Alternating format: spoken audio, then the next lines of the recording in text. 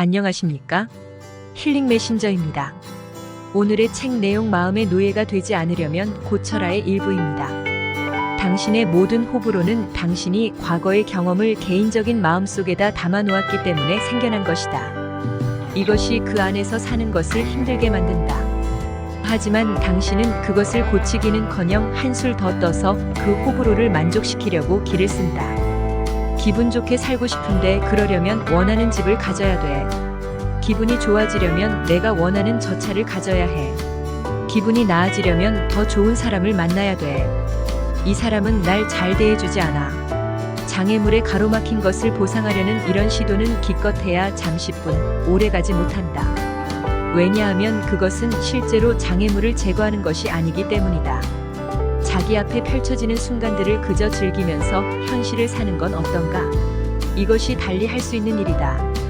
마음을 사용하여 창조적이고 영감을 주는 사람이 되어 큰 일을 하라. 마음이 늘 저 자신과 자신이 원하는 것에 대한 생각에만 매달려 있도록 내버려 두지 말라. 삶을 있는 그대로 즐기는 법을 배우라. 과거의 이미지를 모시고 사느라 삶을 즐길 수 있는 방법을 한정시키지 말라는 말이다. 자기를 중심으로 싸고 도는 마음의 분석적인 층은 최악이다. 그것은 내일의 날씨를 포함해서 모든 사물과 사람들이 어떻게 되어야만 당신의 기분을 달래줄 수 있을지를 정해놓은 규범이다. 내일은 비가 안 오는 게 좋겠어. 캠핑을 가야 하니까. 이러면 당신은 날씨 때문에 화를 내게 된다. 당신은 날씨를 어떻게 할 도리가 없다. 그런데도 날씨가 당신을 괴롭힌다. 날씨만이 아니다. 앞차의 운전자는 최저 속도보다도 느린 시속 10마일로 운전하고 있다. 당신의 마음을 관찰해보자. 말도 안 돼. 이러고 있을 시간이 없단 말이야. 뭐야 도대체? 저 차들은 저속주행 차선으로 빠져야 되잖아. 앞차가 어떻게 달리는가가 문제는 아닌 것 같다. 문제는 앞차가 어떻게 가는가를 놓고 당신의 마음은 무엇을 하느냐는 것이다. 결국 당신은 자신이 매사가 어떻게 굴러가야 하는지에 대한 총체적 모델을 머릿속에 만들어 놓고 있음을 깨닫게 된다. 사람들은 어떻게 행동해야 하고 외출할 때 배우자는 옷을 어떻게 입어야 하며 길은 얼마나 잘 뚫려 있어야 하는지까지 말이다. 당신은 얼마나 많은 일에 대해 이런 짓을 벌이는가? 하나도 빼놓지 않고 낱낱의 일에 대해 그럴 것이다. 당신은 자신의 계획이 정말로 그대로 되어야 한다고 믿는다. 그러나 진실은 그건 터무니없는 생각이란 것이다. 당신이 그 지극히 한정된 과거의 경험을 바탕으로 머릿속에 짜놓은 틀은 실제 세계에서 일어나게끔 되어 있는 일과는 하등의 관계도 있을 수가 없다. 앞서 우리는 붓다의 사성제 중 하나를 논했다. 삶은 고통의 바다다. 이제 우리는 두 번째의 사성제에 다다랐다. 고통의 원인은 욕망이다. 달리 말해서 고통의 원인은 호불호이다. 세상이 어떠하기를 원하고 그렇지 않으면 성내는 것 말이다. 붓다가 옳았다는 것은 놀랍지도 않다. 사건 자체는 정신적이거나 감정적인 고통을 일으키지 않는다. 당신이 그 사건에 대해 스스로 정신적, 감정적 고통을 일으키는 것이다. 당신이 그러지 않는 한 사건들은 그저 그렇게 굴러간다. 항상 기억하라.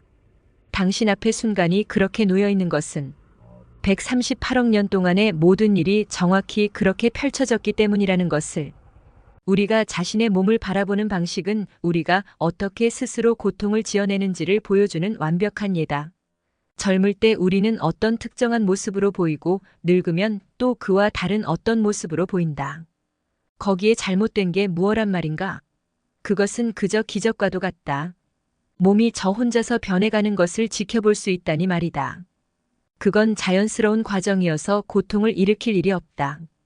이와 마찬가지로 이 삶에서 우리는 온갖 다양한 경험을 겪는다. 그것이 고통을 일으킬 일은 없다.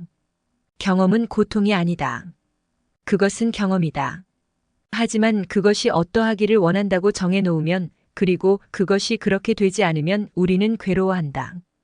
고통은 우리가 무엇을 원한다고 마음으로 정한 것과 제 앞에 펼쳐지고 있는 현실 사이의 괴리에 의해 일어난다.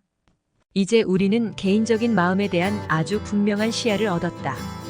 우리는 마음의 첫 번째 층은 감각을 받아들이는 층임을 알았다. 두 번째 층은 삶이 우리 안으로 흘러들어올 때 그냥 지나보내지 않았던 삼스카라의 층이다. 이것을 근거로 우리는 호불호에 대한 그리고 자신이 원하는 대로 삶이 펼쳐지게 할 방법에 대한 매우 개인적인 생각의 틀을 구축했다. 좋아하고 싫어하는 것의 이미지는 워낙 강력해서 우리의 의식은 그것들이 만들어내는 삶의 모델 속에 완전히 빨려 들어간다.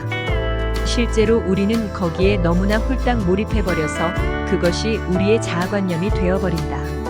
난 이걸 좋아하고 저건 싫어하는 사람이야. 그리고 원하는 건 죽어도 가질 거야. 우리는 이 모델 때문에 너무나 정신이 없어져서 그 뒤로 물러나서 이 모든 것을 지켜본다는 것에 대해서는 인식조차 없다. 하지만 우리는 안다. 그러지 않고서야 어떻게 그런 일이 일어나고 있는 것을 알겠는가?